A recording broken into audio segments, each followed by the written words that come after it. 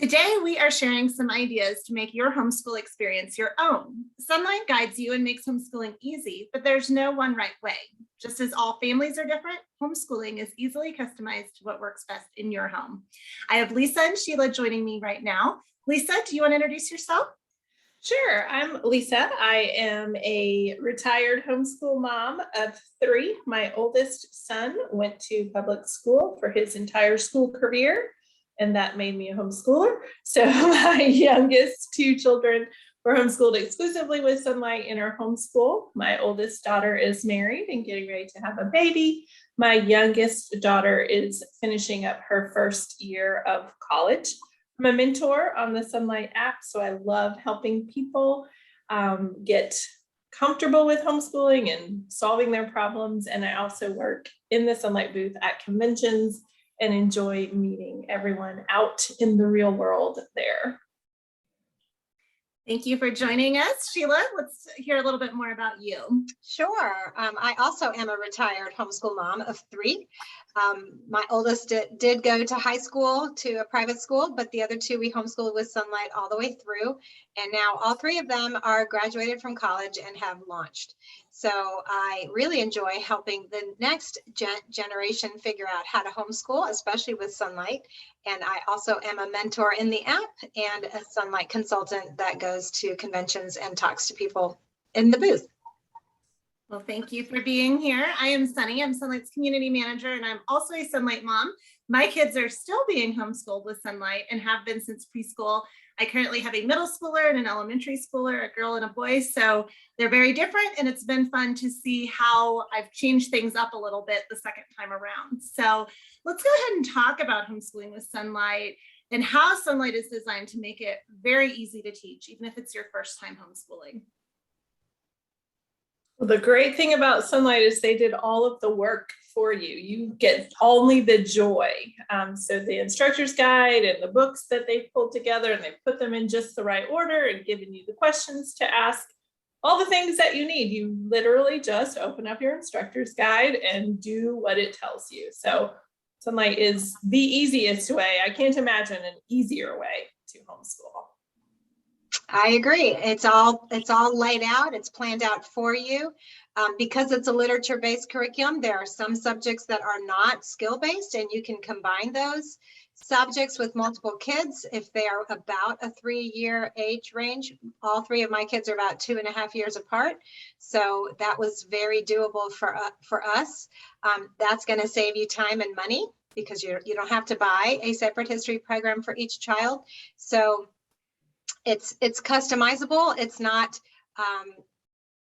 you get what you need for each child, but if you want to make some changes, you can.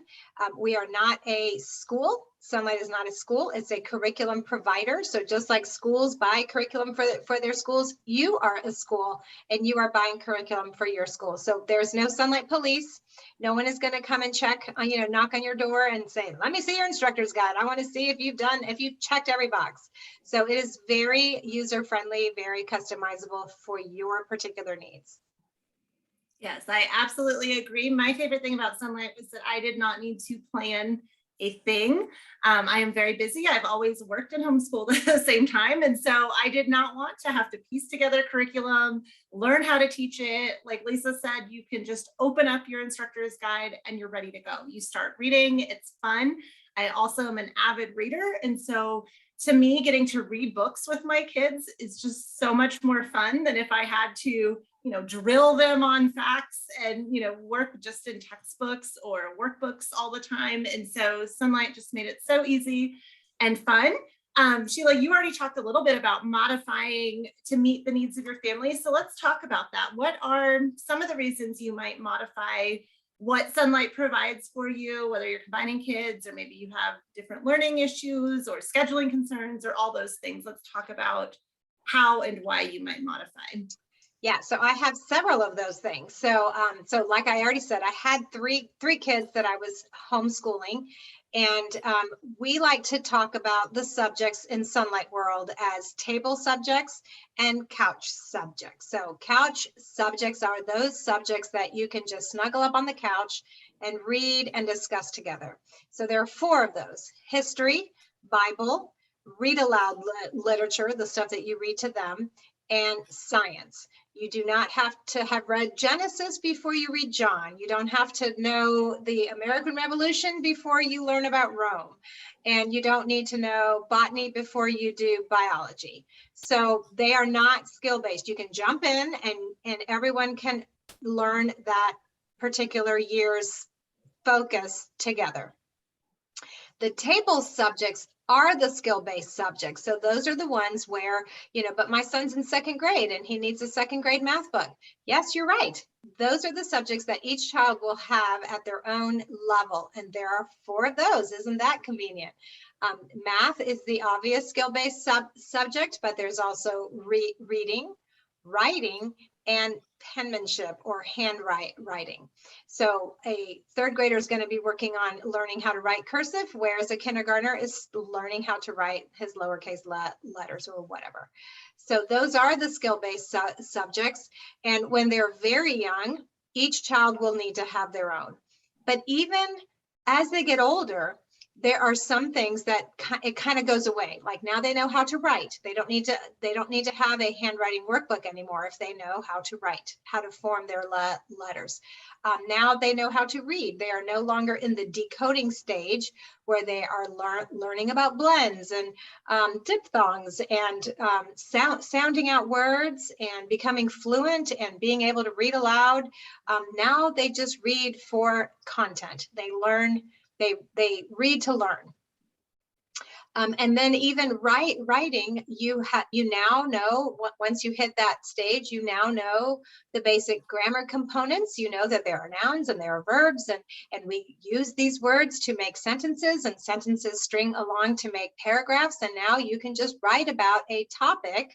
So Sonlight provides the topic, and different kids at different levels will produce a paper at their own level. So even those table subjects eventually become to the point where you can combine kids at a higher level. So I think that answers the question. Yes? You might modify a language arts assignment if you're combining your children for where they are. If you had a 5th grader and a 7th grader doing American history, you would obviously expect more from your 7th grader, and you might even modify the assignment for your 5th grader. It might be a 5-paragraph essay in the instructor's guide, but for your 5th grader, you might ask for 3 paragraphs, 1 introductory, 1 body, and 1 conclusion. So those kind of modifications you can certainly easily make with your kids as you're combining them. Yeah, absolutely. And I think remembering that your kids may learn differently. My kids are 5 years apart, so they have never been combined in a program. And early on, I would plan to use the same program at the same age with my 2nd child that I did the 1st child, or the same reading level. And I quickly learned that they learn at different rates in different subjects. And so my daughter learned to read very quickly. My son learned math very quickly, and the opposite was true in those subjects for each kid. So just always be flexible, I guess, as far as like looking at that child and what they need. Even if you're not combining them, they probably are not going to learn exactly at the same rate in every subject. Another thing that I looked at was scheduling. Because of my work schedule on top of homeschooling, I do not do school from 9 to noon every day because I'm working during that time. And so we looked at, when should we do school? Can we do school on the weekend? Can we do school in the evenings? And we have found in our house that with a bunch of night owls, we actually prefer to do school later in the day. So I think now, even if I were to quit working tomorrow, we would probably still be doing school late afternoon, early evening, because that's what works for us. So just, the guide is a guide, exactly that. And so you can modify and use it whenever you need to, or however you need to. So let's talk a little bit about if you feel like you are getting behind, or maybe if, your kids kept asking for one more chapter and now you're way far ahead in read alouds or something like that. What do you do to make sure that you're getting everything done that you need to, and how do you figure out that scheduling? I think it's important to be aware of the laws in the state that you're homeschooling in, because we certainly want to make sure that we are doing what we say we're doing, keeping our word to the state that we're educating our children. But outside of that, I think it's personal conviction or preference. I'm not sure what the correct word for that is, but each family is going to have, this is a non-negotiable. Everyone has to do math every day. That might be your non-negotiable in your home. Another family might say that reading is non-negotiable. So whatever those are for your family, those would be the things that you needed to make sure they were done. And then the rest would be extra. If math is non-negotiable and you get to science today, that's awesome. But if you don't, you at least did what is the most important thing for you.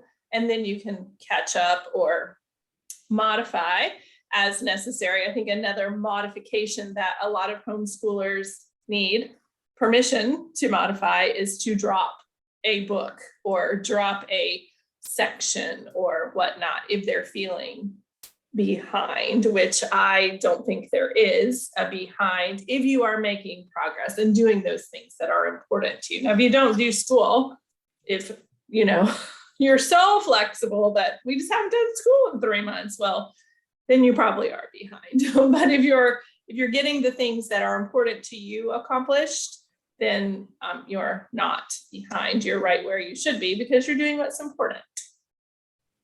Yeah, when I talk to parents in the booth, I do like to focus on the 3 R's, reading, writing, and math, because if you can get your child to learn to read and learn to write and do some math, they can teach themselves history, science, Bible. Like if they can read, they can pick up and read the Bible. If they can read the science assignment, like things like that. So really, to me, those are the big rocks. I like to talk about things, big rocks. If you put a rock into a bucket and you put little rocks into a bucket, if you only put the little rocks in first, the big rocks won't fit into the bucket. So your big rocks should be reading, writing, and math, because those are the foundation blocks to learning. So if you have a sick child, or you yourself are sick, or you have a baby and you have multiple kids and you think, I cannot do every subject that's on this instructor's guide, then perhaps the 3 R's is going to be what you get done for the day and call it good. And when you're combining, so with my 3 kids, with my youngest one, she did the 3 R's. I did not care if she understood the history that I was reading to her older brothers or the science that I was reading to them, because I knew that when she got older, she would be exposed to those things again. That's another thing I love about Sonlight, is that the same topics are reintroduced 3 different times. We do 3 sweeps through history, multiple sweeps through the language arts. If you missed paragraph writing in third grade, that doesn't mean that that's it. You're never going to learn to write a paragraph. You can add that piece of it the following year if you didn't get through it. So just being flexible and recognizing that there are things that are non-negotiable, like Lisa said, but everything else you will get to eventually at some point. But I do caution you, I did teach a writing class at a co-op one year, and I had a student in my class who every week did not turn in a paper. And I'm just the tutor, the mom is the teacher. And so I didn't really assign grades. And eventually I asked him, like, well, why aren't you turning in a paper? And his mom was a former Disney princess, and they would go to Disney every Friday. And so he didn't write his paper. And that is not acceptable. You have to do school. It's one thing if you have a baby and you have circumstances that preclude you from schooling. But if you are choosing to go to grandma's house and just play, or to go to an amusement park instead of schooling, that is a warning flag that you're not doing enough.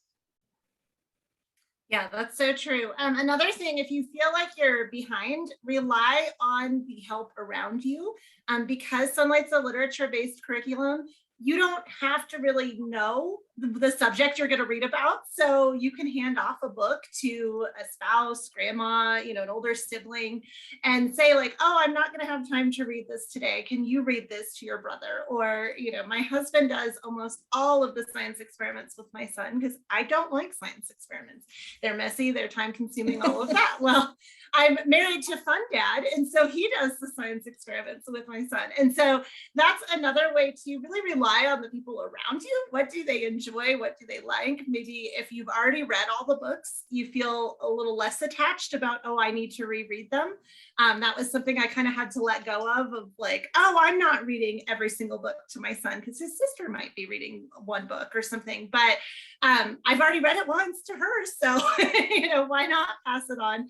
And then something that I like to do, Lisa, you mentioned like do what your standard is or what you like to do. So if I see that we're pushing way far ahead, maybe in like read alouds or something like that, I will stop and catch up on the other subjects first before I keep moving. Because I know sometimes it's easy to say, oh, I really like history. I'm going to read all the history ahead, but I don't like science or I don't like language arts. And then you might fall behind in those areas. And especially as your kids get older, sometimes those writing assignments go with other books that you've read throughout the year. So for me, I like to kind of stay as close to whatever week I'm on as possible, but that doesn't mean that I'm going to get a whole week done in exactly 5 days or whatever it may be. I might, do 3 days and then grandma comes to town and we take a few days off and then we might finish that week the following week. Sheila, you mentioned too, when you're homeschooling, you do have to be kind of accountable to, what's going on. You can't just say, oh, we're not going to do school today. So let's talk about that. Is there such a thing as being too flexible or what absolutely has to be done? How do we figure that out? And then is there a lost cause? Can you roll it to the next year? How do you catch up if you are that far behind?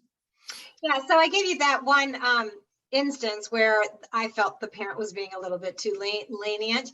But I found in my own life, it's funny because I'm an English major and I like to write, but I didn't like to teach writing and my kids didn't want to learn to write. And so I would save that to the end of the day. And guess what didn't happen many days because dinner has to happen. And so we would often, oh, well, we'll do it tomorrow. And so the way I got around that myself was I joined a co-op that had a writing class. So now I'm accountable to the co-op, so I knew that paper was going to be due, and by golly, we weren't going to be the ones that wouldn't have a paper to turn in. So that's how I made myself accountable so that my kids would do their schoolwork. So that's one thing. Another thing you can do is to do the hard thing first. So if you hate math, you do math first. If you hate writing, you do writing first. If you hate science experiments and you don't have a husband who wants to do them, you do that at the beginning of the week, not at the end of the week. So do the hard thing first. And then as far as modifying, so I meant to talk about this when we were first talking about that, but 2 of my 3 kids are dyslexic. And so I didn't discover that till later on after much hair pulling. Why can't this kid read? But by the time my daughter got to high school, so my oldest son, who is dyslexic, went to high school. So I didn't have to worry about him reading, a pile of books because they didn't read that many books at his school. But by the time my daughter got to high school, there was no way that she was going to read all of the history, literature and the English literature that was in level 300. I just knew that she wouldn't be able to do it. And yes, I could have read them all to her, but at that stage of my life, I did not want to read every book that was scheduled. So I trimmed it. Because I had that older child in a private school that we paid good money for, and I saw how much they were reading, I felt very comfortable trimming significantly the number of books for my younger child for high school. I knew that she was still getting more books than what was being taught in the public school and the private school, and she was not feeling defeated because she could not keep up with the pace that the Sonlight Instructor's Guide had laid out. So I took it upon myself to figure out which books we wanted to read that year and which books I let her listen to as an audiobook, because I wanted her to be able to read with her eyes, but some books as an audio read counts, and then some books we just cut out altogether, and I had no qualms about that at all. So yeah. Yeah, so you mentioned audiobooks. That's something too that might be a way people modify, especially if you have a lot of kids in different programs and your throat, you just can't handle reading out loud that much. I know that can happen a lot. Audiobooks are a way to keep them fun. What are some other ways to keep school fun and, not feel like it is a horrible experience? How do you keep it fun, or maybe supplement your learning? Sheila, you mentioned a co-op too is a good option if you don't want to teach something. So what are some great ways to do that? I think having the flexibility in your day to take lots of breaks. I know a lot of people do physical education first thing in the morning, and then they teach. They do their outside things in Florida. If you're going to be outside, you're going to have to be outside in the morning, or you're going to melt. So if we had something outside, we tried to get that done early, and then come back, maybe have a late breakfast, early lunch, whatever, and then get school going. So I think there's no school bell at your house. I think sometimes that's what takes the fun out of school, is that, oh, we have to go to math now. So if you just have some flexibility in your homeschool, I think routine is important, but schedule 8:05 to 9:15 is not fun, but a routine is fun. I think that helps everyone know what's coming next, but it doesn't necessarily have to be at the exact same time every day. And that just takes the pressure off. And I think the pressure is what takes the joy out of our homeschool. And I think the mom's attitude is important. And I always say there is crying in homeschool, and it's not always the student. This is a hard job. It is a high calling, and it is hard some days. And I think it's okay to admit that. I think it's okay that sometimes you do have to take a fun day. But who's to say that your fun day isn't educational? If the school, the books, the math, the whatever isn't going so well, go to a museum. You're still learning. And it's changing up your routine a little, and that's fun. And then everybody's a little more refreshed when it's time to come back to the routine of books and math and all the things.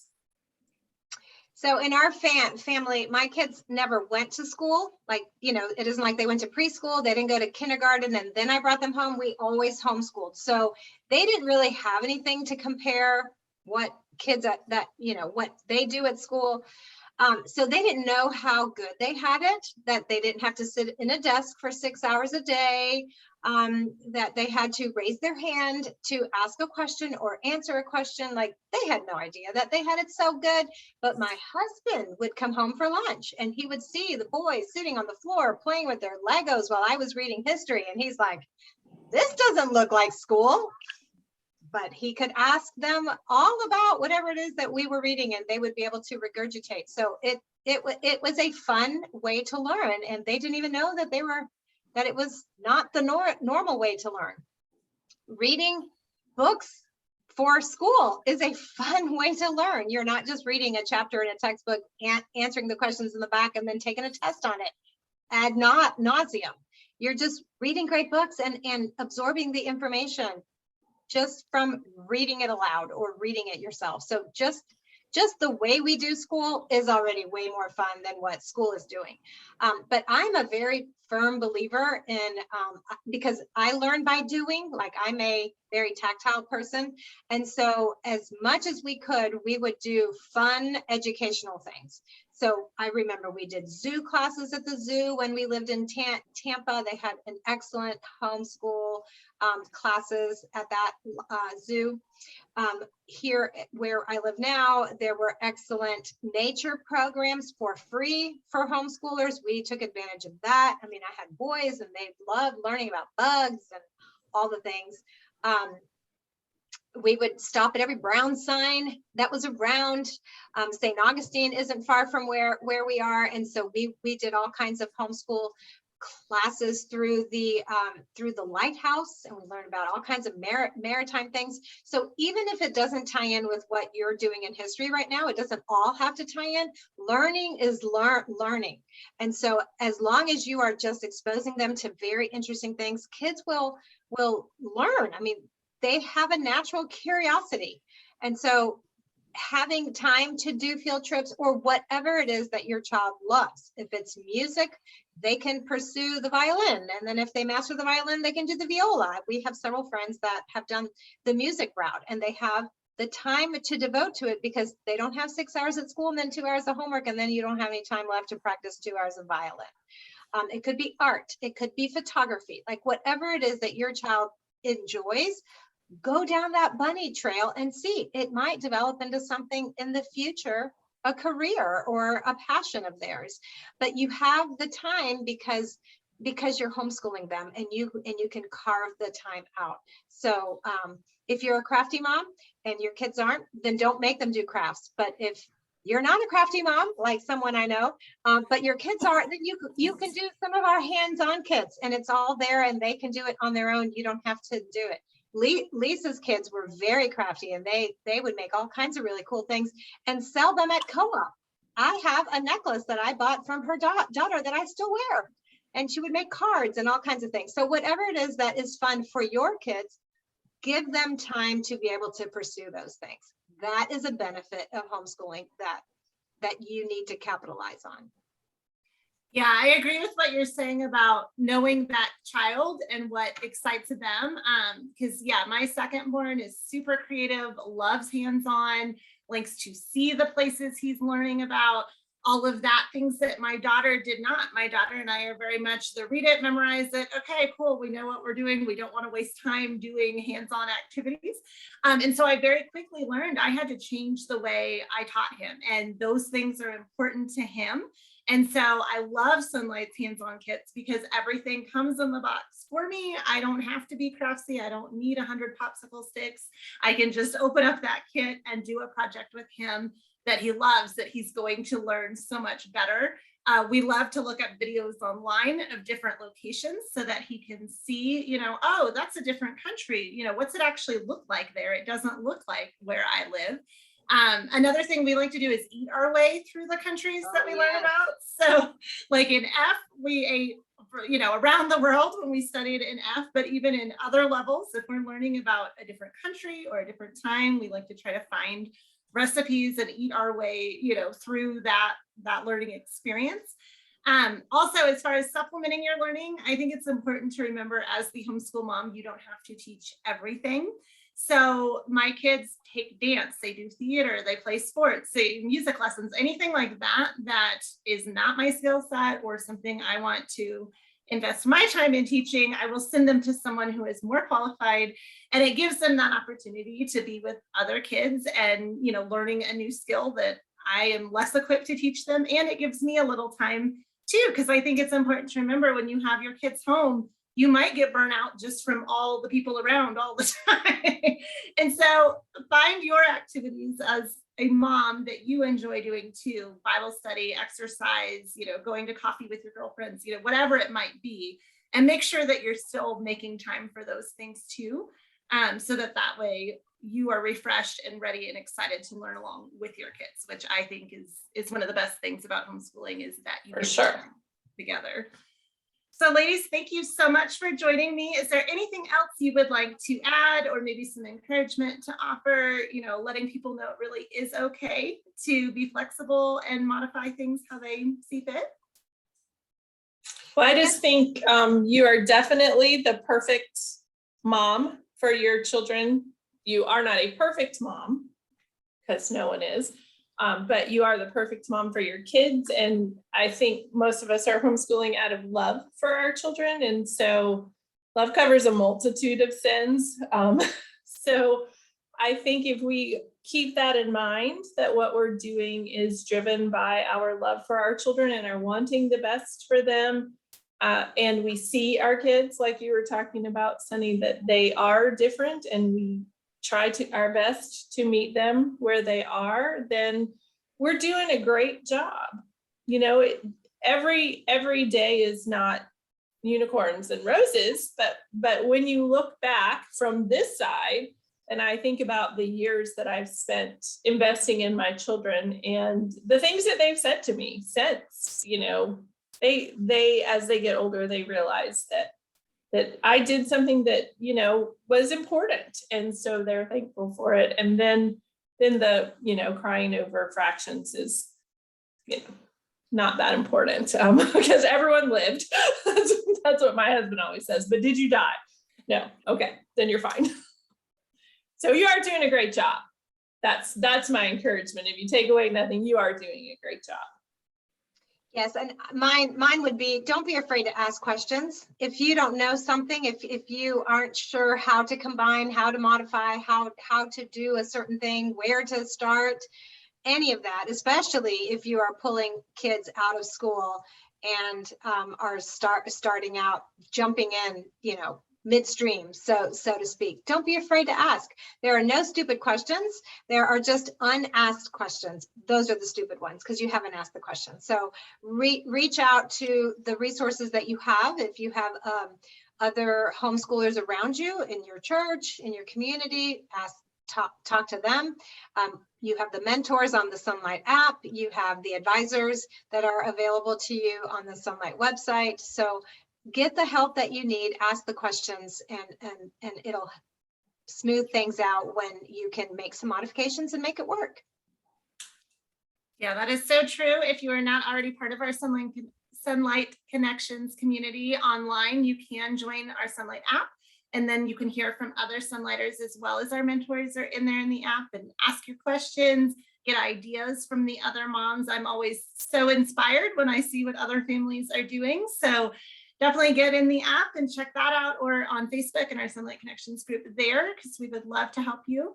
We also have our advisors available as well. So any questions you have, somebody else in the Sonlight community has probably experienced it as well, and they are willing to help you out. So thank you, ladies, for joining me today. It's been great talking with you as always.